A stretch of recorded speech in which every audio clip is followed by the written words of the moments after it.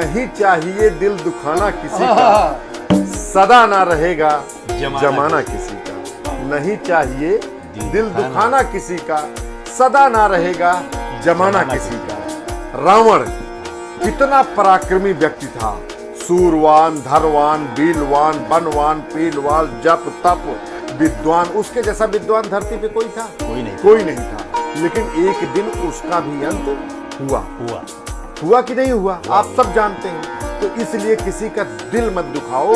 जब इंद्र शनि देव भगवान को बंदी बनाने वाला, सीता माता का हरण करने की क्षमता रखने वाले बाहुबली इस धरती पे नहीं रहे, तो हम तुम तो एक तुच्छ नाली के कीड़े हैं, कितने दिन रहेंगे। इसलिए हरि कीर्तन सब नाम अधारा, सुमिर सुमिर जन उतरे पारा। जय हो। इसी बात पे आज एक बहुत मार्मिक घटना सुनाता हूँ।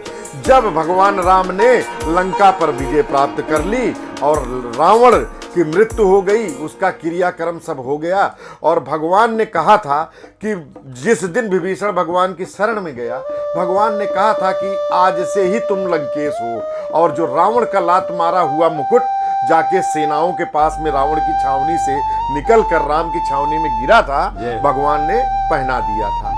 अंततः विजय के बाद उन्होंने बोला अब समय कम है, चलो राजन मैं तुम्हारी राज तिलक की तैयारी करता हूँ। राज तिलक के दिन सब बैठे थे, बड़े बड़े विद्वान बैठे थे, हनुमान जी बैठे थे, सीता जी बैठी थी, लक्ष्मण जी थे, सब लोग थे। और पूरा लंका का एक नजारा जो है अलग ही था। ऊपर से देवगण देख रहे थे, इंद्र देख रहे थे, ब्रह्मा जी देख रहे थे, नारद जी देख रहे थे, अनेकों किन्नर नारी असुर सुर सब खुश थे, एकदम जलवायु पवित्र था। अचानक लोगों की नजर भगवान की तरफ गई। भगवान श्री राम अट्टहास करने लगे, हंसने लगे।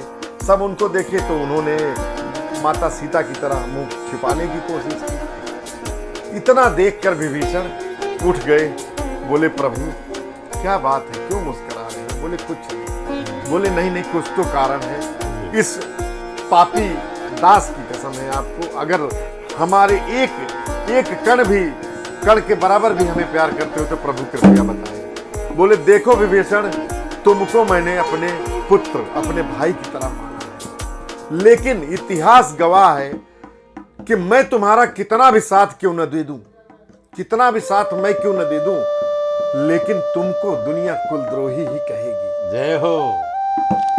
ये शब्द उन्होंने कहा। राइट गुरुदेव।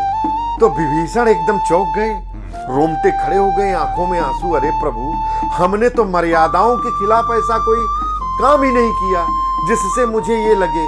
मैं तो आपके चरणों में अपनी जिंदगी बिताया, और हर घर में राम राम, इतने राक्षसों के बीच में रहते भी हुए भी हमने सब जगह राम का नाम लिखाया था। भगवान बोले ये बात नहीं है विभीषण, मैं सब जानता हूं। तुम इस राम का जाप नहीं कर रहे थे, तुम जाप कर रहे थे रा से रावण, कि रावण का विनाश हो और इस लंका का राजा मैं बनूं। जय हो। ये था तुम्हारा रा।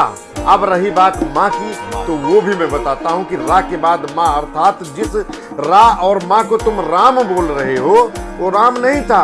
रा से रावण का संहार करवा के तुम अपना गद्दी पाना चाहते थे, लंका पर विजय प्राप्त करना चाहते थे, और लंका का राजा, लंकापति बनना चाहते थे।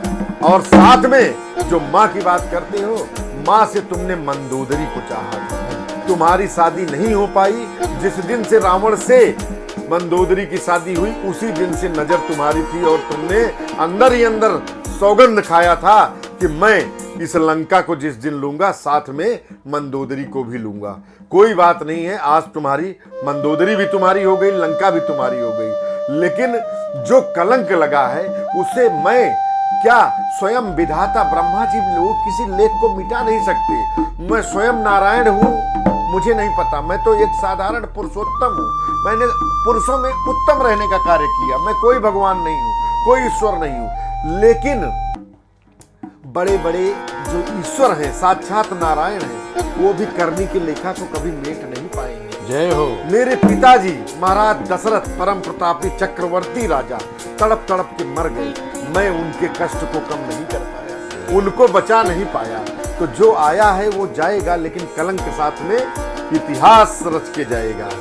उन्होंने बोला प्रभु आप ऐसा क्यों बोल रहे हो? बोले ऐसे की एक और बात है तुम मुझसे मिलने इतना रिस्क लेकर और कितना सहस्त्र योजन समुंदर पार करके हमारी सेनाओं में तुम आ गए और वहीं पे मेरी प्रिय सीते कष्ट झेल रही थी। राक्षस उसे फरसे बल्लम लेके दौड़ा रहे थे। रावण तरह तरह का योजना बना रहे थे।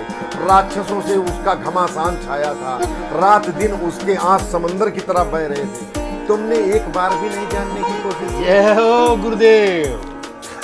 तुमने एक बार भी जानने की कोशिश नहीं की हाँ। कि माते सीते और प्रभु राम की अर्धांगिनी यहाँ है, किस हाल में है। एक बार भी तुम गए, एक बार भी तुम गए वहां पे पूछने के लिए कि माते कैसी हो, मैं जा रहा हूं, मेरे रहते तुमको कोई चिंता नहीं होगी, मैं भगवान से बताऊंगा, ये करूंगा। कुछ नहीं किया तुमने। तुम्हारा स्वार्थ था केवल सत्ता को पाना और तुमने सत्ता को पाने के लिए हमसे दोस्ती किया और हमने जो किया वो पूरा किया। तुम्हारे प्रति मेरा स्नेह कम नहीं है, लेकिन ये जो दुनिया है ना, ये किसी को आज तक न छोड़ी है न छोड़ी है। सत्य बचन सुन अंतर्यामी, कृपा करहु मानव जन